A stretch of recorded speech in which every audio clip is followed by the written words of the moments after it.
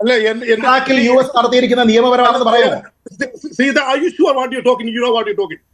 I know what I am talking. You don't know what you are talking. ശക്തമായ രീതിയിൽ Israel America ആക്രമണത്തെ അപലപിച്ചില്ല എന്നുള്ളതാണ് ബൈജു തിട്ടാല വിമർശനമായിട്ട് ഉന്നയിക്കുന്നത്. അതായത് രാജ്യത്തെ പ്രതിപക്ഷ നേതാവിന്റെ സ്വരം. ശ്രീ സയ്യിദ് പണിക്കർ. അല്ല, അത് രാജ്യത്തിന്റെ താല്പര്യമാണ് ഇന്ത്യ അതിനെ അപലപിക്കണോ വേണ്ടയോ എന്നുള്ളത്. അപലപിക്കാതിരിക്കാൻ ഇന്ത്യക്ക് ഇന്ത്യയുടേതായിട്ടുള്ള കാരണങ്ങൾ ഉണ്ടായിരിക്കാം. ഇത് വടി കൊടുത്ത് അടി വാങ്ങുന്ന പരിപാടിയാണല്ലോ ബാബു. ഇറാൻ മറ്റുള്ള പല രാജ്യങ്ങളുടെയും പരമാധികാരത്തിനെ ബ്രീച്ച് ചെയ്തിട്ടുണ്ട്. അതിൽ തന്നെ ഇപ്പോൾ US-ന്റെ ബേസ് ഉള്ളത് കൊണ്ടാണ് ചില രാജ്യങ്ങളെ ആക്രമിച്ചത് എന്നൊരു ന്യായം പറഞ്ഞാൽ പോലും ഒമാനെ എന്തിനാ ആക്രമിച്ചത്? ഒമാൻ ഇതുവരെ എന്തായിരുന്നു ചെയ്തിരുന്നത്? ഇറാന് വേണ്ടി സംസാരിക്കുന്ന ആ മേഖലയിലെ ഏറ്റവും പ്രധാനപ്പെട്ട രാജ്യമായിരുന്നു ഒമാൻ. അവിടെ അമേരിക്കയുടെ ഒരു ബേസും ഇല്ല. പക്ഷെ അറ്റാക്ക് ചെയ്യുന്ന സമയത്ത് തുടർച്ചയായിട്ട് അവർ ഒമാനെ കൂടി അറ്റാക്ക് ചെയ്യുന്നുണ്ട്. അപ്പൊ തുടർച്ചയായിട്ടുള്ള പരമാധികാരത്തിനെ ബ്രീച്ച് ചെയ്യുമ്പോൾ ഇന്ത്യയെ സംബന്ധിച്ചിടത്തോളം ഏതാണ്ട് 1 കോടി ഇന്ത്യക്കാരവിടെ പ്രവാസികളായിട്ടുള്ള ഒരു സ്ഥലമാണ്. അവരുടെ സേഫ്റ്റി എന്ന് പറയുന്നത് നമ്മുടെ രാജ്യത്തിന്റെ കൺസേൺ ആണ്. പ്രൈമറിലി ആ യുദ്ധരംഗത്ത് ഇല്ലാത്ത മറ്റ് രാജ്യങ്ങളിലുള്ള നമ്മുടെ സിറ്റിസൺസിന്റെ സേഫ്റ്റി എന്ന് പറയുന്നത് നമ്മുടെ ഏറ്റവും പ്രധാനപ്പെട്ട കൺസേൺ ആയതുകൊണ്ട് തന്നെ ബാക്ക് ചാനൽ ഡിപ്ലോമസി ഉൾപ്പെടെയുള്ള കാര്യങ്ങളാണ് ഈ ഒരു ഘട്ടത്തിൽ പ്രവർത്തിച്ചുകൊണ്ടിരിക്കുക.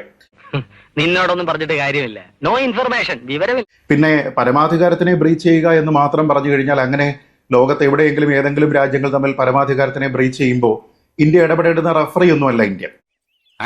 ഇതൊക്കെ എന്തിനിവിടെ പറയാൻ പോകുന്നു? അല്ല, ഒരു കണക്ഷൻ കിട്ടിയപ്പോ അങ്ങനെയുള്ള ഒരു മോറൽ കോമ്പസ് എന്ന് പറയുന്നത് ഇന്റർനാഷണൽ ഡിപ്ലോമസിയിലോ ഒന്നും ഒരിക്കലും ഇല്ലതാനും. കാരണം ഓരോ രാജ്യവും അവരുടെ താല്പര്യങ്ങൾ എന്താണോ അതിനാണ് കൂടുതൽ പ്രാധാന്യം നൽകുന്നത്. ഇപ്പോൾ ഓപ്പറേഷൻ സിന്ദൂർ നടത്തുന്ന സമയത്ത് ഇന്ത്യ ചെയ്തിരുന്നത് എന്താണ്? പാകിസ്ഥാന്റെ പരമാധികാരത്തിനെ ബ്രീച്ച് ചെയ്യുകയാണ്. അല്ലെന്ന് ആര് പറഞ്ഞു? UN ഏതെങ്കിലും റെസൊല്യൂഷൻ പാസ്സാക്കിയതിനു ശേഷമാണോ? ഈ കൗണ്ടർ ടെററിസത്തിന് വേണ്ടിയിട്ടുള്ള കൗൺസിലുകളുണ്ട്, അവിടെ പോയി അപ്രൂവൽ മേടിച്ചിട്ടാണോ ഇന്ത്യ അറ്റാക്ക് ചെയ്തത്? അല്ല. പാകിസ്ഥാന്റെ മണ്ണിൽ പോയി അവിടുത്തെ ടെററിസ്റ്റ് ബ്രീഡിംഗ് ഗ്രൗണ്ടുകളെ അറ്റാക്ക് ചെയ്യുക എന്ന് പറയുമ്പോൾ പാകിസ്ഥാന്റെ പരമാധികാരത്തിനെ ബ്രീച്ച് ചെയ്യുകയാണ്. അതെന്താണോ താനൊരു അർത്ഥം വെച്ച് സംസാരിക്കണേ? എന്റെ നഖം തൊട്ട് മുടി വരെ തീ പിടിച്ചിരിക്കുക. ഒറ്റയ്ക്ക് ഞാൻ കത്തില്ലാട്ടോ. നിന്റെ ഒരു കണക്ക് കൂട്ടല്. അപ്പൊ അങ്ങനെയുള്ള നമുക്ക് ഈ കാര്യങ്ങളൊക്കെ അറിയില്ല എന്നാണ് പറയുന്നത്. 1971 ബംഗ്ലാദേശ് ലിബറേഷൻ വാറുമായി ബന്ധപ്പെട്ട് ഇന്ത്യയുടെ ഇൻവോൾവ്മെന്റ് ഏത് രീതിയിലായിരുന്നു?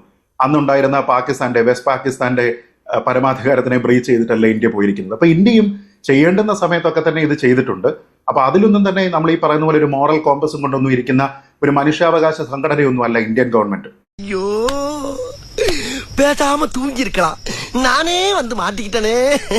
അതില് ഇപ്പം ശ്രീജിത്ത് പറയുന്നത് എല്ലാ സാഹചര്യം ഇപ്പം ഈ ഇറാനുമായുള്ള പാകിസ്ഥാനുമായിട്ടുള്ള യുദ്ധങ്ങളെ പറ്റി പറയുന്നത് അത് ശ്രീജിത്തെ അത് നമ്മൾ സെൽഫ് ഡിഫൻസിന് ചെയ്യുന്നതാണ്. അത് അലൗഡ് ആണ്. അതായത് ഡിഫൻസ് എന്ന് പറഞ്ഞാൽ ഇങ്ങോട്ട് വരുന്ന സമയത്ത് പ്രതിരോധിക്കുന്നതിനാണ്. ഒരു രാജ്യത്തേക്ക് കയറി അറ്റാക്ക് ചെയ്യുന്ന അറ്റാക്ക് എന്ന് പറഞ്ഞത് അത് ഒഫൻസ് ആണ്. അല്ല ശ്രീജിത്തെ, ഓപ്പറേഷൻ സിന്ദൂർ ഡിഫൻസ് അല്ല, ഓപ്പറേഷൻ സിന്ദൂർ ഒഫൻസ് ആണ്. ഇന്ത്യൻ മിലിറ്ററി സർക്കിളുകളിൽ ഓപ്പറേഷൻ സിന്ദൂർ എന്ന് പറയുന്നത് ഒഫൻസീവ് അറ്റാക്ക് ആണ്, ഡിഫൻസ് അല്ല. അത്ര പെട്ടെന്ന് മനസ്സിലാക്കി എടുക്കാനുള്ള ബുദ്ധി അതിനുണ്ടോ? അല്ല, നമ്മളെ അങ്ങനെ ശ്രീജിത്തെ പ്ലീസ് ഡോണ്ട് മിസ്കൺസീവ്. അതായത് വെറുതെ തർക്കിക്കണ്ട. ഓപ്പറേഷൻ സിന്ദൂർ എന്ന് പറയുന്നത് ഒഫൻസ് ആണ്, ഒഫൻസ് ആണ്. ഓപ്പറേഷൻ സിന്ദൂർ എന്ന് പറയുന്നത് ഒഫൻസ് ആണ്. അല്ലല്ല, ഓപ്പറേഷൻ സിന്ദൂർ അതിന്റെ ക്ലാസ് എടുക്കണ്ട. ഓപ്പറേഷൻ സിന്ദൂർ എന്തായിരുന്നു എന്നുള്ളതിന്റെ ക്ലാസ് എടുക്കണ്ട. എന്റെ വായിക്കാത്ത കയറി വിടുവിച്ചാലേ ശരിയാവും. ഓപ്പറേഷൻ സിന്ദൂർ എന്ന് പറയുന്നത് ഒഫൻസീവ് മൂവ് ആണ്, ഡിഫൻസ് അല്ല. അല്ലല്ല, അതായത് നന്നായിട്ട് അറിയായിരുന്നു ഈ ചൂരയുടെ ഉള്ളിൽ നിലത്തും നമ്മുടെ സെൽഫ് ഡിഫൻസിന് വേണ്ടി ചെയ്തതാണ്. അങ്ങനെയാണെങ്കിൽ ഇസ്രായേലും പറയുന്നതാണ്. ഭീകരവാദികളുടെ ലോഞ്ചിങ് പാഡുകൾ തകർക്കുകയായിരുന്നു. അറ്റാക്ക് തന്നെയാണ്.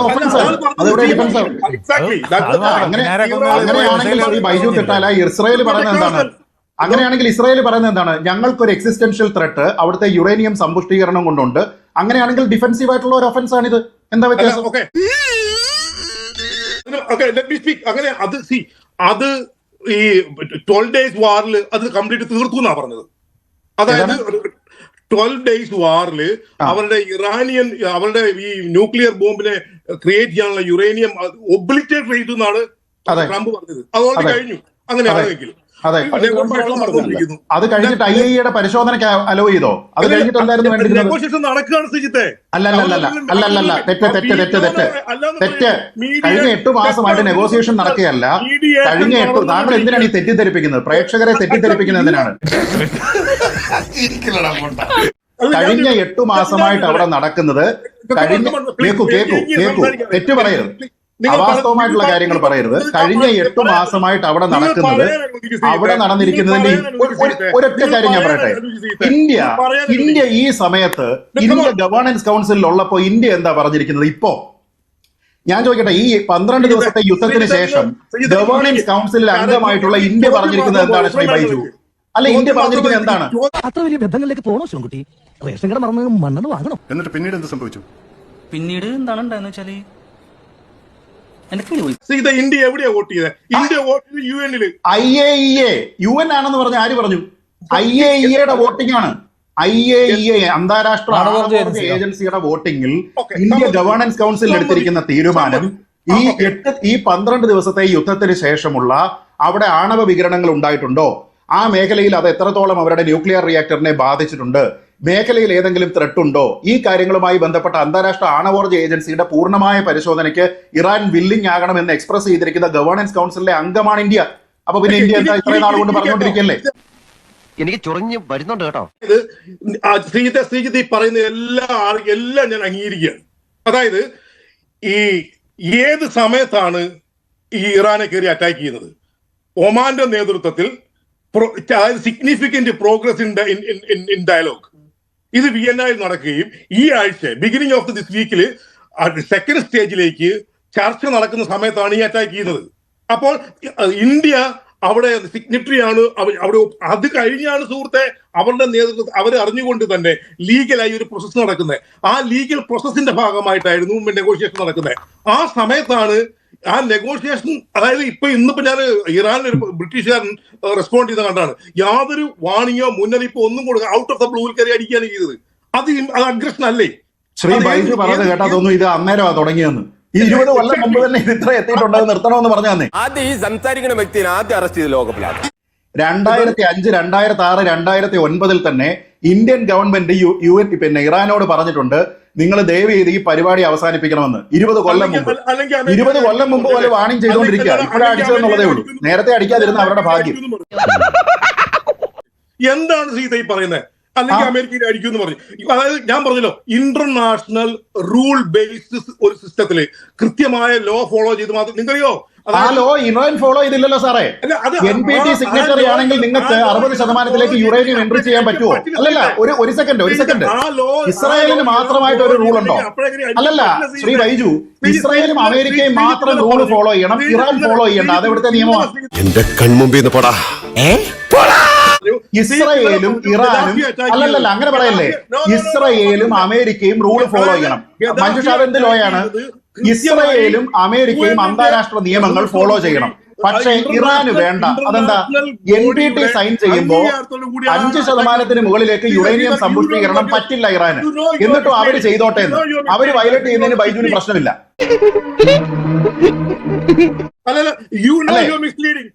അല്ലല്ല, നിങ്ങളാണ് മിസ്ലീഡ് ചെയ്യുന്നത് ശ്രീ ബൈജു, താങ്കളാണ് മിസ്ലീഡ് ചെയ്യുന്നത്. കാരണം താങ്കൾ ഈ പറഞ്ഞ റൂൾ ഓഫ് ലോ എന്ന് പറയുന്നത്, ഒറ്റ ചോദ്യം ഇത് കേൾക്കൂ, റൂൾ ഓഫ് ലോ എന്ന് പറയുന്നത് ഇസ്രായേലിനും അമേരിക്കയും ബാധകമാണ് എന്ന് പറയുമ്പോൾ ഈ റൂൾ ഓഫ് ലോ എന്താ ഇറാന് ബാധകമല്ലാത്തത്? NPT പ്രകാരം കേൾക്കൂ, NPT പ്രകാരം സിവിലിയൻ ന്യൂക്ലിയർ പ്രോഗ്രാമുകൾ മാത്രമേ നടത്താവൂ എന്നിരിക്കെ അതിന് 5% താഴെ മാത്രം യുറേനിയത്തിന്റെ എൻറിച്ച്മെന്റ് മതി എന്നിരിക്കെ അവർ 60% മുകളിൽ കൊണ്ടുപോകുമ്പോ 20 കൊല്ലമായിട്ട് ഇവിടെ പറഞ്ഞുകൊണ്ടിരിക്കുക, ചേട്ടാ ഇതൊന്ന് നിർത്തേ, ചേട്ടാ അതിന് റൂൾ ഓഫ് ലോ വേണ്ട, ഇറാന് റൂൾ ഓഫ് ലോ വേണ്ട. ഇതാണ് ഇപ്പോൾ ഉള്ള കുഴപ്പം.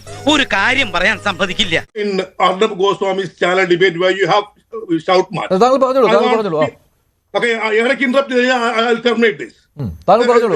Simply misconceiving. ഇന്നലെ ശ്രീജിത്ത് പറഞ്ഞത്, അതായത് ഗദാഫി അറ്റാക്ക് ചെയ്യാൻ നേരത്ത് നമ്മൾ എന്ത് ചെയ്തു?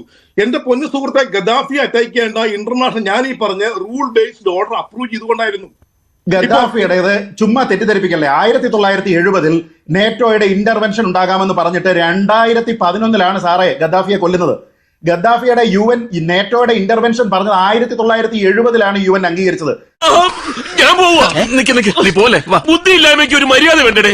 41 കൊല്ലം കഴിഞ്ഞതിന് ശേഷം അയാളെ കൊല്ലാനായിട്ട് നേറ്റോയും അവിടുത്തെ സിവിൽ വാറും കൂടെ ചേർന്നപ്പോ ഇന്ത്യ മിണ്ടണ്ടാതാണ് താങ്കൾ പറയുന്നത്. സിവിൽ വാറിന്റെ ഭാഗമായിട്ട് അയാളെ കൊല്ലുമ്പോ ഇന്ത്യ മിണ്ടണ്ടെന്നാണ് ബൈജു തിട്ടാലയുടെ ന്യായം. നല്ല ബെസ്റ്റ് ന്യായം. ഇയാൾക്ക് എന്താണ് വയ്യേ? ഇന്ത്യക്ക് നല്ല രീതിയിലത്തേക്കുള്ള ബന്ധമുള്ള 7 മന്ത്രിമാര് വിസിറ്റ് ചെയ്തിട്ടുള്ള എണ്ണ വ്യാപാരമുള്ള ഒരു രാജ്യത്തിന്റെ ഹെഡിനെ 2011 കൊന്നപ്പോ 1970 അങ്ങനെയാണെങ്കിൽ UN നേറ്റോ അവിടെ വന്നോട്ടെ എന്ന് പറഞ്ഞിട്ടുണ്ടല്ലോ എന്ന് പറഞ്ഞാൽ എന്ത് ന്യായം? അങ്ങനെയാണെങ്കിൽ ഇറാഖിൽ കയറിയത് താങ്കൾ അംഗീകരിക്കുന്നുണ്ടോ? ഇറാഖിൽ അംഗീകരിക്കുന്നുണ്ടോ? ഇറാഖിൽ ഒരു സെക്കൻഡ് അങ്ങനെയാണെങ്കിൽ 1990 ഒരു സെക്കൻഡ് എന്നോട് ചോദിച്ചതിന് മറുപടി ഞാൻ പറയട്ടെ. അത് കേൾക്കാനുള്ള ക്ഷമ കാണിക്കൂ. എന്റെ ചർച്ചയെ കോട്ട് ചെയ്തുകൊണ്ട് താങ്കൾ പറയുമ്പോൾ അതിന് മറുപടി കേൾക്കാനുള്ള ക്ഷമ കാണിക്കൂ. ശ്രീ ബൈജു അല്പം ക്ഷമ കാണിക്കൂ.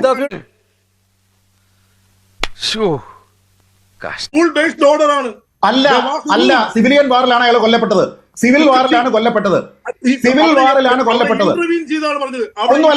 ഒന്നുമല്ല. സിവിൽ വാറിൽ കൊല്ലപ്പെട്ടിരിക്കുന്ന ഒരു നേഷൻ ഹെഡിന്റെ മരണത്തിനെ ഇന്ത്യ അനുശോചിച്ചിട്ടില്ല. ചുമ്മാ ന്യായീകരിക്കല്ലേ ബൈജു? സിവിൽ വാറിലാണ് കൊല ചെയ്യപ്പെടുന്നത്. 1970 നേറ്റോ ഇന്റർവെൻഷൻ ഓർഡർ ചെയ്തത്. അറിയത്തില്ലെങ്കിൽ പറയരുത്, തർക്കിക്കരുത്. വലിയ ഗതികെട്ടവൻ ഈ ലോകത്ത് വേറെ ആരെങ്കിലും ഉണ്ടാവും എന്റെ കർത്താവ്. അത് കൊന്നു കഴിഞ്ഞാൽ അപ്പൊ തന്നെ എക്സ്ട്രാ ജുഡീഷ്യൽ പ്രോസസ് അനൗൺസ് ചെയ്യായിരുന്നോ? എന്താ എവിടെ? ആര് പറഞ്ഞില്ലെന്ന്? അത് പരാതി അറിയത്തില്ലെങ്കിൽ വെറുതെ പറയല്ലേ ബൈജു? വെറുതെ അറിയത്തില്ലെങ്കിൽ തർക്കിക്കല്ലേ ബൈജു? ഇത് ഞാൻ പറയുന്ന ചരിത്രമാണ്. ഞാൻ പറഞ്ഞത് ഓൺ റെക്കോർഡുള്ള കാര്യമാണ്. UN അതിനെ എക്സ്ട്രാ ജുഡീഷ്യൽ ആണെന്ന് പറഞ്ഞിട്ടുണ്ട്. UN അതുമായി ബന്ധപ്പെട്ട അന്വേഷണം നടത്തിയിട്ടുണ്ട്. എക്സ്ട്രാ ജുഡീഷ്യൽ ആണെന്ന് പറഞ്ഞിട്ടുണ്ട്. കാരണം അത് സിവിൽ വാറിൽ നടന്നിരിക്കുന്നതാണ്.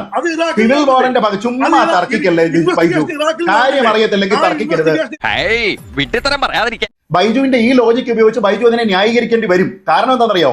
റെസല്യൂഷൻ 687 UN പാസ്സാക്കിയപ്പോ ഇറാഖുമായിട്ടുള്ള സീസ് ഫയർ എന്ന് പറയുന്നത് കണ്ടീഷണൽ ആയിരുന്നു.